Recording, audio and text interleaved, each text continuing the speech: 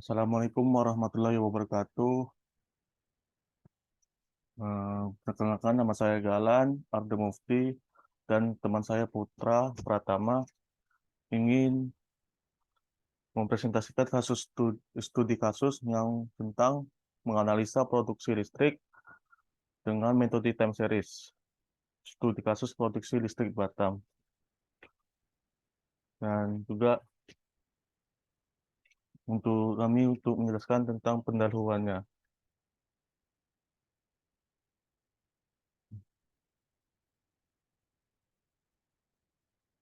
Nama pendahuluannya ialah produksi listrik merupakan salah satu indikator yang penting dalam perekonomian suatu daerah.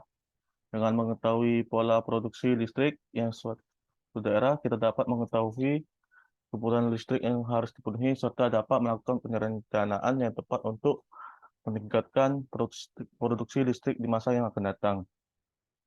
Tujuan penelitiannya ialah untuk mengetahui faktor-faktor yang mempengaruhi produksi listrik Batam dan untuk memprediksi produksi listrik yang di masa yang akan datang dengan metode time series.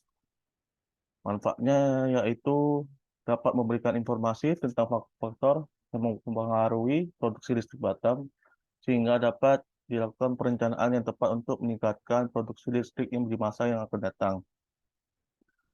Dan juga dapat memberikan prediksi produksi listrik di masa yang akan datang, sehingga dapat dilakukan perencanaan yang tepat untuk memenuhi kebutuhan listrik di Batam. Dan juga ada untuk metodenya yaitu ada 4, yaitu menyiapkan data, melakukan analisis, dan juga menyiapkan model dan memprediksi nilai data. Untuk menganalisis time series ini terdapat beberapa langkah, yaitu untuk menyiapkan data, yang pertama-tama kita perlu mengumpulkan dan menyiapkan data produksi listrik yang akan dianalisis.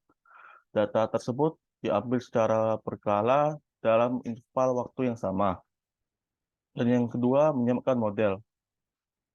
Kemudian kita memerlukan menentukan model time series yang digunakan untuk menganalisis data tersebut.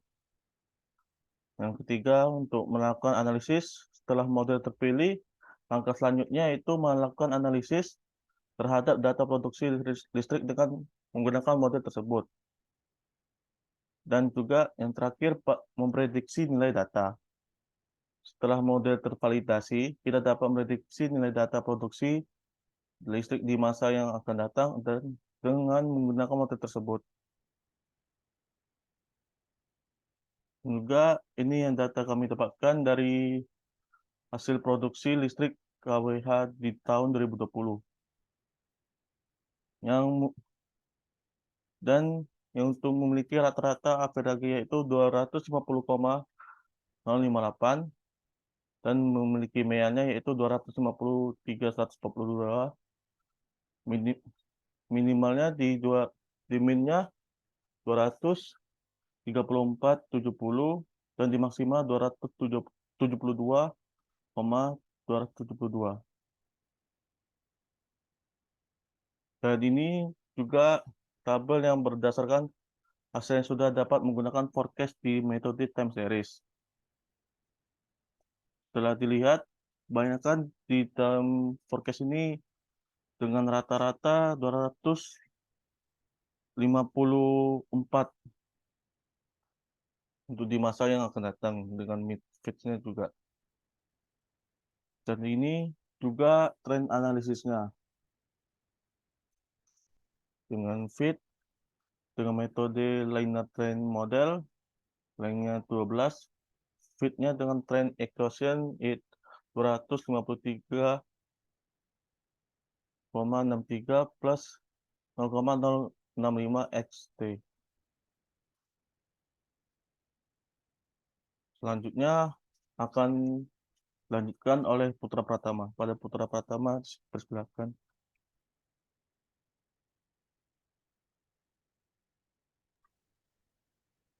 Oke, saya akan melanjutkan hasil presentasi dari teman saya, yaitu akar masalah yang dapat menyebabkan produksi listrik di Batam tidak optimal, yaitu menjadi 4 bagian main, yaitu kurangnya koordinasi antar karyawan dalam proses produksi, lalu ada mesin produksi listrik sudah tidak memenuhi standar teknologi terbaru. Lalu ada metode produksi yang digunakan tidak tepat. Lalu ada material, yaitu kualitas bahan baku yang digunakan untuk produksi listrik tidak sesuai standar.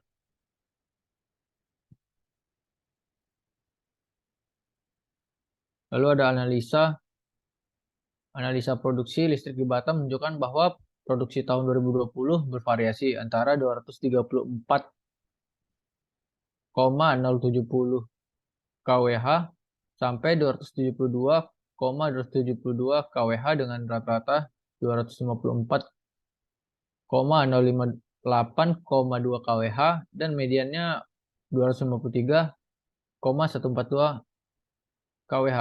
Model forecast menggunakan metode time series memperkirakan produksi antara 254,481 kWh hingga 255,198 kWh dengan persamaan YT sama dengan 253,63 ditambah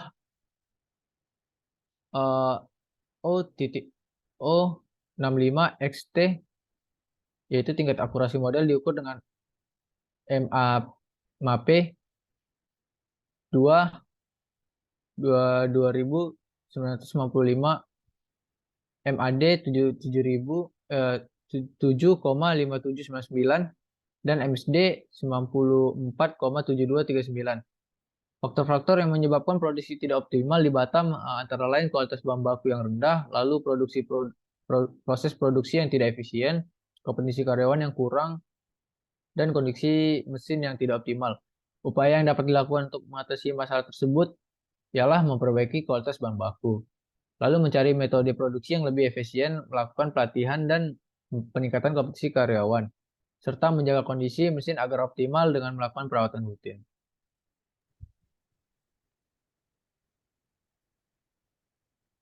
Lalu ada kesimpulan dan saran. Kesimpulan dari hasil analisa menggunakan metode time series dapat disimpulkan bahwa produksi listrik di Batam pada tahun 2020 bervariasi antara 234,070 kWh hingga 272,272 kWh dengan rata-rata sebesar 254,058,2 kWh dan median sebesar 253,142 kWh. Model linear trend yang digunakan dapat memberikan forecast produksi listrik yang akurat dengan nilai MAP sebesar 7,83%, masih sebesar 0,071 dan RMSE sebesar 19,94 kWh.